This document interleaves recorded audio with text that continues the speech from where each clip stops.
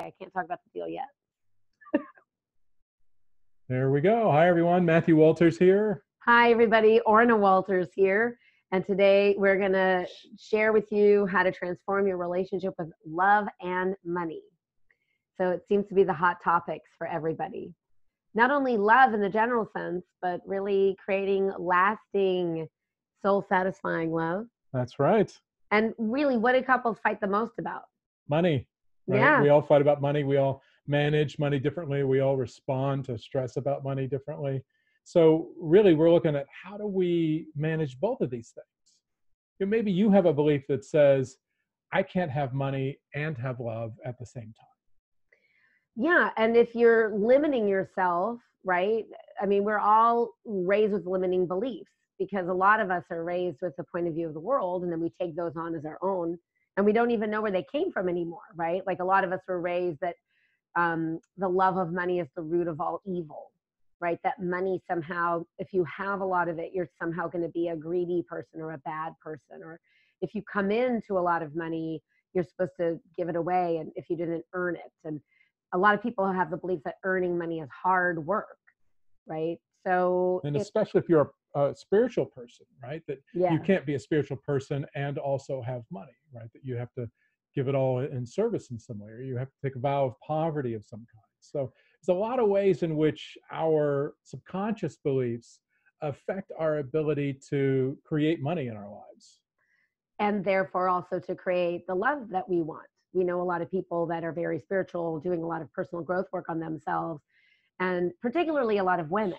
And they have the belief that as they evolve and become, start to live their purpose and to really make changes in the world, that they're somehow more limited on the choice of man that they could be in relationship with or something, that somehow they're evolving their way out of finding a beloved partner. And that's actually in complete contradiction to all the work that we do at creating love on purpose, because ultimately our programs are all about a life makeover for a love makeover. We know that our work with our clients literally moves them forward towards their highest and best self. And it's as you move towards your highest and best self that then you're able to connect with a beloved partner. Because ultimately in relationship, water seeks its own level in relationship. And so we're going to share with you today about overcoming your limiting beliefs that block you from both love and money, or it could be love or money. So I'd love to hear from anybody who's listening to us. If you can type in and see if you have what your limiting belief is. Is it about love or money? So we have Angela who says, what about men who resent spending money on you, or in general based on their ex who took it and now hold you responsible? Well, I mean, you get to choose. It's a great question. Yeah, it is a great question, right? And ultimately you get to choose who you're with in relationship, right? You know, I think one of the things we know that makes love last, that makes a relationship last, are having shared values, right? Shared values around money, shared values around what you want to accomplish in life. And if you don't have a shared value around money and how a man handles money, or how you expect a man to handle money in the dating, early on in dating, then that could be something that's not just going to suddenly disappear. Yeah, I mean, for example, it might be that one of your love languages is gifts, right? So if somebody isn't spending money to buy you gifts, then you're not feeling really loved, right? We all have this idea, right? Treat somebody how you want to be treated. But when it comes to love, or particularly lasting love, you don't want to treat your partner the way you want to be treated, because really we hear this all the time, that opposites attract. And in reality, opposites do attract, because it's the differences that create that spark of chemistry. And so you're not going to end up in a relationship with somebody who's just like you, but different anatomy, right? So the important part is for you to understand that when you're selecting who is a good match for you through the dating process, you want to evaluate, are your needs being met? Because it sounds, Angela, like perhaps your needs aren't being met, right? Because if you're with somebody who resents spending money on you and gifts, or at least being, is part of your love language, right? Then you're in conflict with that person all the time because you're not feeling cared for or loved. So we always say in relationship, instead of treating the person the way you want to be treated, don't treat your partner that way. love on your partner the way your partner likes to feel loved. And Like I would touch. say as well. I just want to give Yeah, an example, sure. right? Because like touch is very important to me. And I think in the beginning, like, I wouldn't say Matthew's shy in any respect, but he isn't somebody that, I think particularly when we started dating, wasn't somebody who, he was a little sensitive around my desire for a little PDA, right? A little public displays of affection. And it took, I let him know that that was important to me, right? It's important that he hold my hand in public or that he kiss me in public. And, it's not like we're going to be like teenagers going at it in a public place or anything like that. But it's important to me. And I feel very loved and cared for when the man I'm with, right? When I'm with my boyfriend, my husband, that he be willing to touch me in public, that it isn't something that's kept in secret and private. It's important. It's just an important part of how I'm wired. And even though that isn't important to Matthew, he knew how important it was to me. And so he stepped up when I asked for that. And the key is what Orna just said. She asked for it, right? We had communication around it. I remember early on we were dating, and I can't remember exactly what it was we were talking about, but Orna had mentioned certain things about guys she had dated, right? And things that they did. And I sort of felt a little bit like I was being seen in that light, right? And I said, wait a minute, don't judge me based on the bad behavior of some other guy, right? Actually, I know I don't remember what it was about, but Yeah. you said exactly, don't punish me for some Right. other guy's bad behavior, which is true. And that goes back actually to the question that Angela asked. Exactly, like, which is why I brought it up, right? Yeah. It feels a bit like you're being punished because of his ex's bad behavior in a sense. So one of the keys of any relationship is being able to have communication, right? I think one of the big mistakes we make is we have expectations of how somebody is supposed to behave, and we judge them based on those expectations, but those expectations are never spoken. They're assumptions that we make, right? And I don't know. I didn't know that Orna liked to be touched, right, in public. And, I'm not somebody who's that demonstrative out in public, but I'm also not against it. So when she shared with me that she liked that, and then she let me know when I did it, how much she appreciated it, right, then it encouraged me to want to do it more. Yeah, so I think it's important, like Matthew said, really the root of this is all about communication, because any human that you're in a relationship with, you're gonna sometimes have miscommunication, you're gonna sometimes disagree, and you know what? You're also gonna fight. And so, whatever that looks like, right? Some people don't like to call it a fight and they want to call it a disagreement. I think at some point, every single one of our clients asks us, do you guys fight? And we're like, well, yeah, and then they say, well, what does it sound like? And Sounds like a fight. Yeah, it sounds like a fight. I mean, we're human beings. And so it's unrealistic. Just like when you're single, you are brought up with challenges and curveballs that are thrown your way down the path road of life. And the same happens when you're coupled off.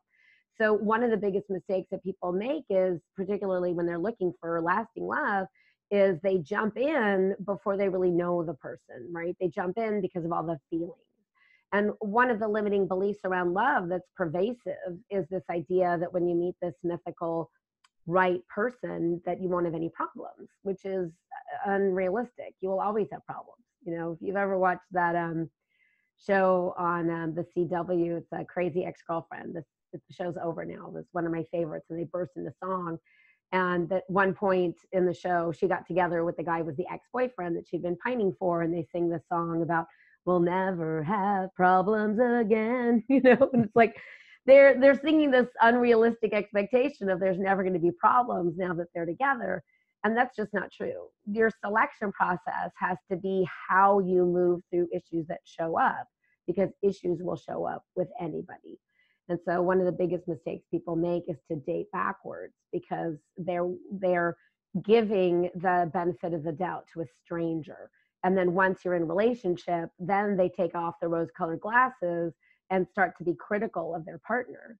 And so it's really important for everybody who's listening, who really wants to create lasting love and also money. We're going to be talking a lot about receiving in a moment here.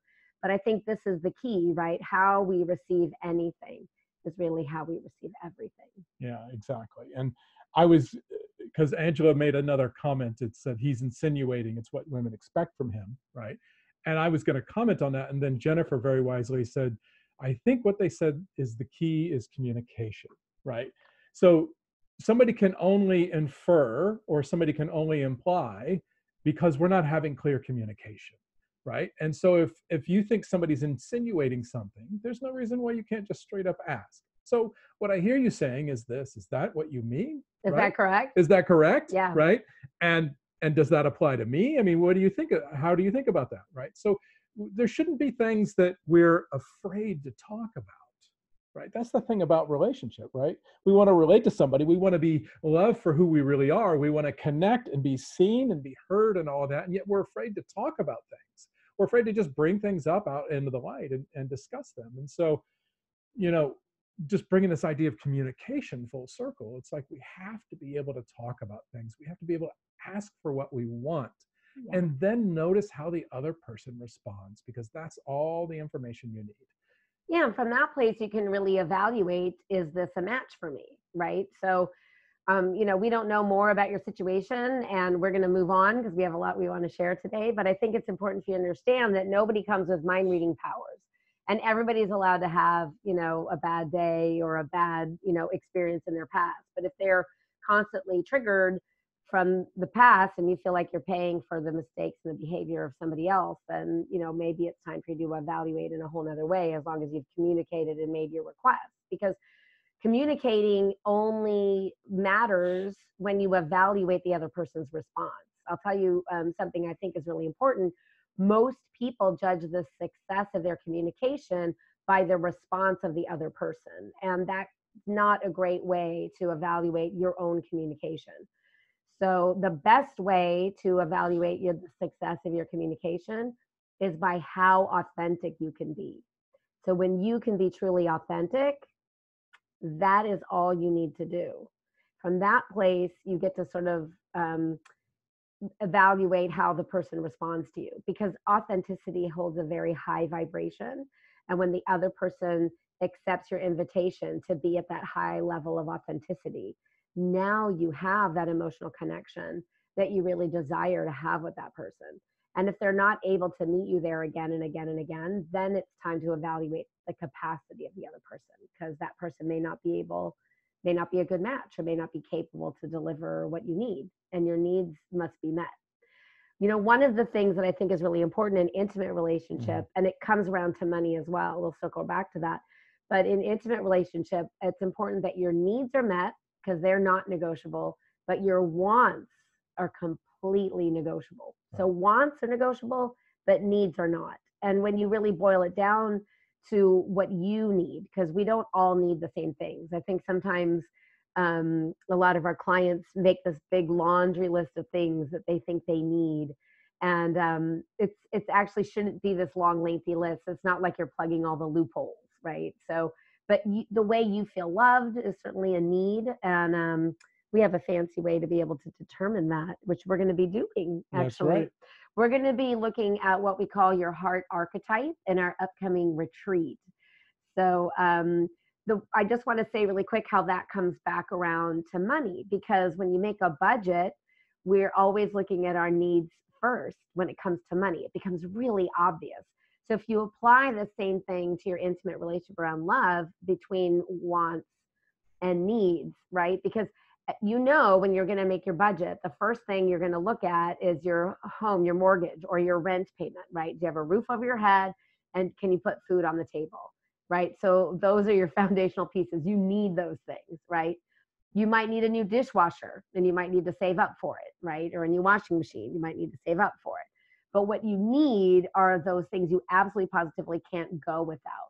And then you add on from there. And so when you look at love and money, they really come from the same place, our ability to receive.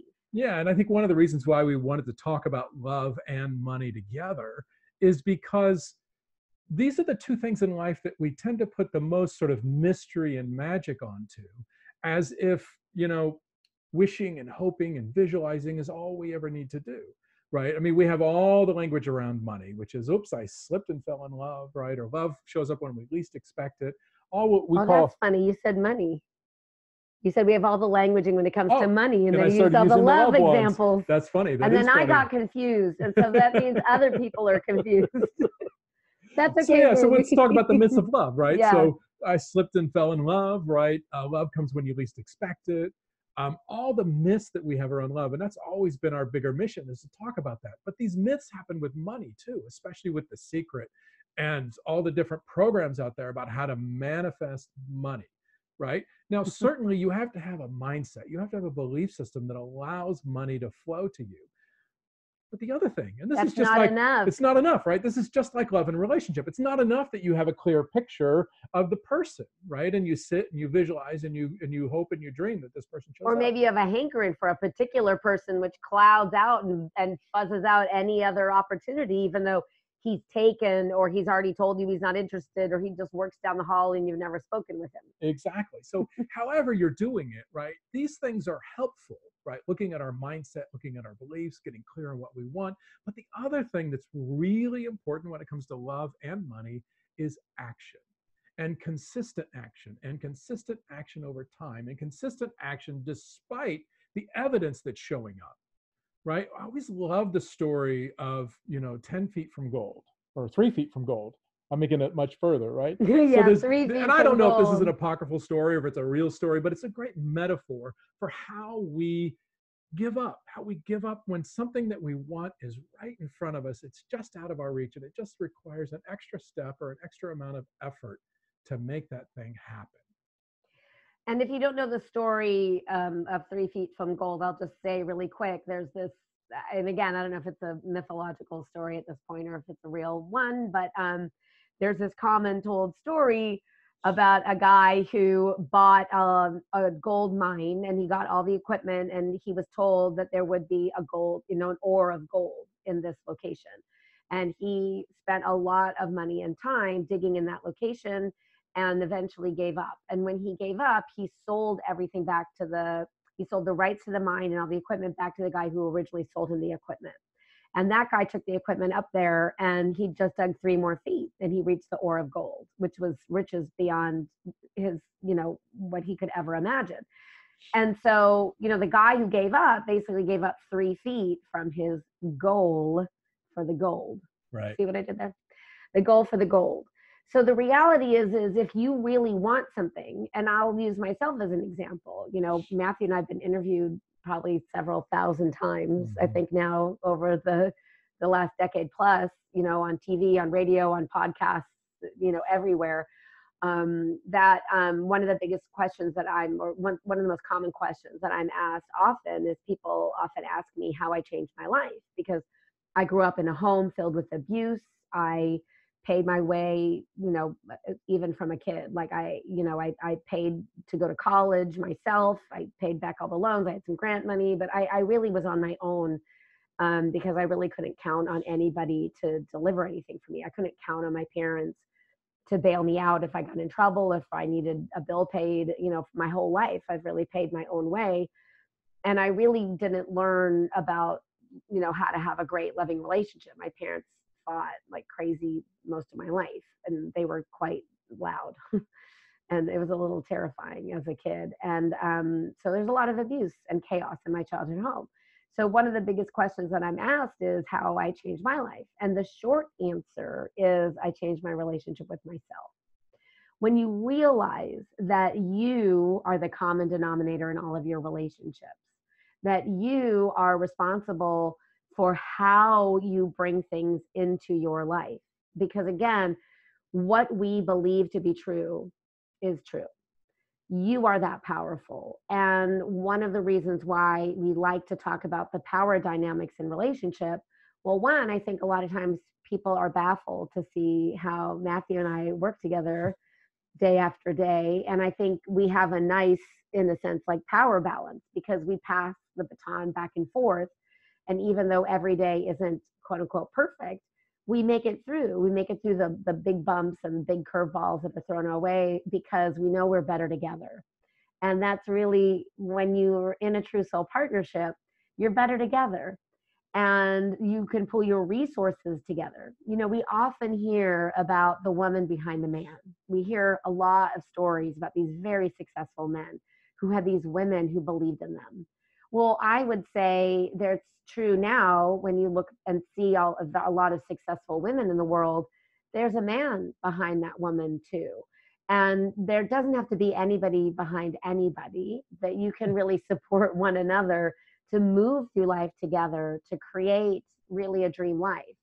And so, one of our biggest desires is to always help people to go from surviving, which is really habitual. You know, our subconscious mind is wired to survive.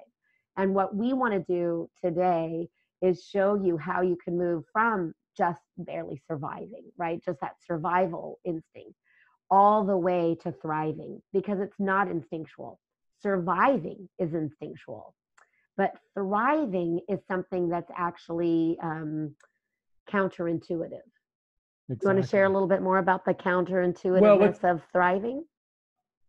I was actually going to go somewhere else, if that's okay. I was That's going to talk a okay. little bit about the subconscious and surviving, and then we'll pass that back to you for the Okay, counterintuitiveness. sure. So when we talk about surviving, right, um, it really is the way we're wired on a subconscious level, right? Our subconscious mind loves to keep things the same, because when things are the same, that means we continue to survive. And that's really its goal. Its goal is to keep us alive, right? You think about one of the aspects of our subconscious mind is that it controls all the functions of our body. It controls our body temperature, it controls our heart rate, it controls our blood pressure, and all of those things exist within this very narrow range. And if we move outside of that narrow range, right, either too high or too low or too fast or too slow, whatever it is, then we'll die, right? We literally won't survive any longer. And then the subconscious is also the part of us that controls something like 90% of our behavior, right? 90 to 95% of our behavior. We're not making a conscious choice in the moment about it. And think about it. You can just think about your own day from when you get up in the morning until you go to bed at night. How many times are you making a conscious choice about how to think, how to feel, right? And what to do based on those feelings that are showing up? Most of the time, we're not. We're responding to external stimuli, and we're running subconscious programs. And the mistake we make is we think those subconscious programs are our identity. We think that's who we are, right? Well, I am the sum of all my thoughts, feelings, and behaviors, right? Well, your thoughts, feelings, and behaviors can change. So you are not the sum of all of those things. You are something much more than that, something much greater than that. And what we want to do, if nothing else, is get you to understand that stepping out of that program, right? Stepping out of that part of you that just wants you to survive. This this program in our subconscious, it runs by something we call the law of association. The law of association says this is like that, right? And And so if it links them. exactly. And so if this is like that, then I don't have to think about how to behave, because since this is like that, I'll just run the same program I run for that, right? And it's an efficiency program, which is really great. And if you have good programs, if you have good strategies that bring you love, that bring you abundance, that bring you success in your life, then you want to let those programs run. You don't want to change those programs. But most of us, especially those of you who are on this call, have some programs that aren't serving you. You have some beliefs, you have some emotional strategies, right? You have some behavioral strategies that aren't serving you. And so really, and we're going to get more into this in a retreat that Orna teased a little bit before, that we're going to share with you later in this, on this webinar, is this idea about how do we change those, right? How do we first identify them, and then how do we make changes to those programs so that we can actually get what we want, so we actually become more efficient in our lives, right? So now that we understand this idea of surviving, let's talk about the counterintuitiveness of thriving. Yeah, you brought up a really great point, though. I want to tie it back We're going to tease you specifically on to that. money. Yeah, Mhm. because I think it's really important for people to understand, like, if you've ever come into some extra funds and then suddenly, like, the car, needs new brakes, or the dishwasher breaks, or whatever. I haven't think about the dishwasher. Yeah, We you need a do new today. dishwasher? I I think don't so. know. Something about the dishwasher today. Or maybe it's just on my mind because I still think it's my day to do those dishes. But, the thing about it is that we have a comfort zone when it comes to love that we learn in our family of origin, but we also have a comfort zone around money. And the counterintuitive piece that I was talking about is that what most people do is, when it comes to love, they're waiting for their circumstances to change. They think that when this magical, mythical person shows up, then everything will just work out. And it isn't true. It doesn't really work that way. when it comes to money, a lot of people have the limiting belief that they have to work hard. And I just want to give you an example from my own life. Look, I'm not afraid of hard work. I've worked hard my whole life, really. And I think out of the two of us, I probably qualify as the workaholic. I'm attached to my computer. I'm definitely the one checking it. I was the one who picked a Sunday day to do this lovely free training with you all today on a Sunday, which is generally our day off. So because that's our day to generally refuel. So I'm generally the workaholic. I don't mind working hard, but I remember at one point, I don't know how old I was, probably in my early 30s, and I was driving to work and I had the radio on because I'm old. I don't mind sharing my age. I'm 53, so a lot of times you're actually listening to the radio in my car, and I'm driving to work. And they're doing one of those giveaways where if you call in, if you're a certain caller into the station at a certain time of day, and for every time you say the name of the radio station, you get $100. And look, I can talk fast. I could be one of those auctioneers, so I could do that. And so I remember driving to work, and I had been, when I had a job, and I was thinking to myself about how it'd be nice to have some extra income. And the minute I heard the little advertisement about that they were doing this giveaway where when you call in at the right time, you can win money just by $100 every single time you say the name of the radio station in 1 minute. And I thought, I'm going to win that money. I made a decision in my head that said, I'm going to win the money because having money doesn't have to be hard. And a few days later, I was in my car, and I think I was driving to a lunch meeting or something. And I heard them say, okay, we're going to play this say it and win thing. And I pulled over and I checked the signal on my phone. And sure enough, I had a good signal, and I dialed in and it was busy. And I hung up and I dialed in again. But I pulled over and I'm, off to the side, parked the car. And on the third try, they answered. They said, you're a caller, whatever. And I won $2,600 just literally in a minute. So your mind is that powerful. It's not like I'm some special fairy magical person and I get to do that, but you don't. So I want to ask you, when I tell you that story, what limiting belief pops up in your head that says you can't, or what magical belief in your head says you can do that too? Yeah. I want to hear from you. Type it in the chat. Are you the kind of person who can decide I can win money on the radio or some other way? Or are you the kind of person that says, oh no, I'm not lucky like that? Because one of the reasons I was able to do that is because years before I decided I win things. And so I spent a year deciding I was the luckiest person I know. If you have the limiting belief that you have to be lucky to have love or money, then you better decide that you're the luckiest person on earth if you want to have love and money. What we are really saying to you is that your thoughts create your reality. So if you think you can't have X or Y or Z, then you can't. And no coach in the world is going to help you create those things if you believe you cannot have them or shouldn't have them or aren't worthy of them. I spent the majority of my adult life thinking I wasn't worthy of a lot of things. And sometimes I look at the life that I have now and I'm amazed that I was able to transform my life to have love, to have money, to have a really good life, and to be able to share my life with my amazing clients that I love, like the family that I didn't get, that I created this family around me of people that believe that love can happen on purpose and that money can happen by accident, which is that counterintuitive belief. So we have exciting news. This is our first time going public. That's right. Yeah. So we Very have exciting. partnered with a very well-known person. We're going to be hosting a retreat. We want you to join us. So we are hosting a retreat called Infinite Love and Money with the one and only millionaire matchmaker, Patty Stanger. And we want you to join us. It's going to be in a villa in Beverly Hills. It's going to be a super high-end retreat where we're going to look at your daily habits, pull them apart, recreate them so that they're in alignment with what you want. And if you're looking to break through to 6 figures, or you're looking to break through to 7 figures, or if you're at 7 figures and you want to break through to 8 figures, this is the event you want to attend. We're going to be working on love and money. I know you probably have a lot of questions about it. So we'd love to answer a few of them. And then we're just going to end today with a little video message from myself and Patty, where she can also share about the event, in her own words. Yeah. So any questions, feel free to type them into the chat there. And just know we're holding this to just a small group of people. It's going to be a co-ed event. It's going to be men and women. It's going to be about 40 people. And well, not about, we're limiting it to 40 people. Yes. And it will sell out because it's only 40 people, because we wanted it to be intimate so we can go really deep. If you've been part of our Love on Purpose community for any length of time, you know that we don't do any shallow work.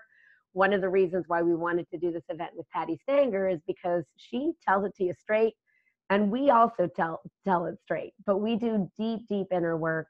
And Patty is a pro. She is so great at really sharing the secrets for opening up to receive. I mean, she is a millionaire herself. She works and matches millionaires and billionaires. She knows the habits of these people. And that is something that I want to tell you is so important for us each to dig in deep to see what's really blocking you. So it could be love and money, or it can be love or money. It doesn't matter either way. A lot of people have asked us, that we've just shared in, one-on-one. A lot of people have asked if we're accepting couples into the retreat. It's not a couples retreat per se. So you can come if you're in a relationship. We're not limiting it to singles, but it only takes one person to change a relationship. So if we've had a lot of clients through the years that are in a relationship, in a marriage, and only one person came into the coaching with us and transformed the relationship. So you can kind of think of the retreat in the same way. So we're not working with couples per se. It's really designed for you to go to that next level. And if you're looking for love, finding love, if you're in a relationship and having issues, how to really change your own behavior. How are you communicating? How can you change your communication so your partner can hear you? I mean, we've done a lot of work with people as far as saving their marriages, right? Where they have had miscommunication for so long that there's anger and resentment that's built up. And one of the things we'd like to do with Infinite Love and Money is show you how to rekindle that reconnection. And it really only takes one person to change that. Yeah. So we do have a sort of a comment question from Jennifer, where she says she believes she can get the money because it's partly due to her spiritual belief that God is her provider. And I love that. And she has more hangups with getting love, though. So we see this with a lot, especially with a lot of our clients, right? Money isn't so much the issue as it is love. And how do they find somebody? We had a client recently who, when she was first getting online, right, she had just spent the last year, she had taken 2 trips to Europe with her niece and other people. And she didn't want to have, it public on her profile that she traveled regularly to Europe, because she was afraid about, what kind of man she would attract who just saw how much money she had. And it was one of the big blocks. And it's looking at, how do we show up in the world? How do we present ourselves? How do we energetically show up in the world? And how is that either helping or hurting us when it comes to love or money? And not only the beliefs we have, right? But what Orna said, which is so great, and I think it bears repeating, right? Patty, because she is, one, the most famous matchmaker in the world, but two, she also works with millionaires and billionaires. She spends time with these men, time with these people, seeing how they create the lives that they create and what the habits and behaviors are, right? And the other thing, I mean, we have spent over 10 years looking at what are the behaviors that help you create love? What are the behaviors? What are the beliefs? What are the things you need to do to create lasting love in your life? And we've not only, do we originally create this work based on what each of us did to, create this relationship and choose each other, but also what we've seen from our clients over and over and over again, how consistently, when they take the right behaviors, when they look at their beliefs and their emotional stories that are getting in the way, how when those things shift, how love comes easily. And suddenly how that also affects the way money shows up for them.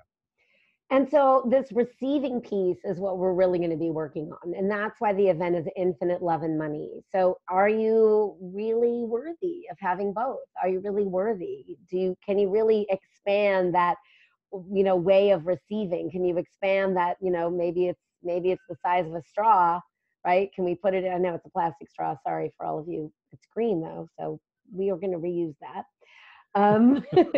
But I just want to say that, are you receiving through like a straw or the eye of a needle, or is it like a giant fire hose, or is there no hose at all? Is it sky's the limit? So we want to show you how easily you can do it. It's, again, going to be a luxe retreat up in a villa in Beverly Hills, California. It's going to be catered. We're going to have yummy food. It's going to be, the three facilitators are Matthew, myself, and Patty Stanger, the Millionaire Matchmaker. Why don't we go ahead and play that video? Yeah. So you can find, let's pull up the video here. I'll just say really quick where you can find more details, but it's going to be here on your screen in a moment. It's at www.infiniteloveandmoney.com. So www.infiniteloveandmoney.com. There's an application process. We're only taking 40 people. It is open to men and women. So it is a co-ed event. And again, we're going to be looking at love and money. How can you really bring in everything you want and create a dream life? Thank you for joining us today. Hi there, I'm Orna Walters with Creating Love on Purpose, and sitting next to me is the one and only Patty Stanger, the Millionaire Matchmaker. Hi, Patty. Hi. Are you excited for our retreat? Yes, we're going to do this amazing love and money retreat. What's the date, Orna? March 20 through 23rd, 2020. We'll be in a mansion in Beverly Hills. Yeah, and it'll be 3 days of 100% fun-filled bliss. We're going to teach you how to get the guy and the girl. We're going to teach you what you're doing wrong in your relationships. Why are you not satisfied? And most of all, we're going to teach you how to get the money to flow. As a successful millionaire matchmaker and a millionaire myself, I'm going to teach you the secrets that only millionaires know, and billionaires. That's right. So, Patty, I have another question for you. Mm-hmm. Does love come when you least expect it? No. Love comes when you work hard and you get your ass out of the house. Least expecting it is the secret. Did the secret work for you? Didn't work for me. I actually had to make things happen for love to come, money to come, for me to be successful. And that's the real secret of life. But we're going to teach you the steps, physical steps, on how to get it moving. Yep, you're going to take real world action and make it all happen for you. So join us at infiniteloveandmoney.com.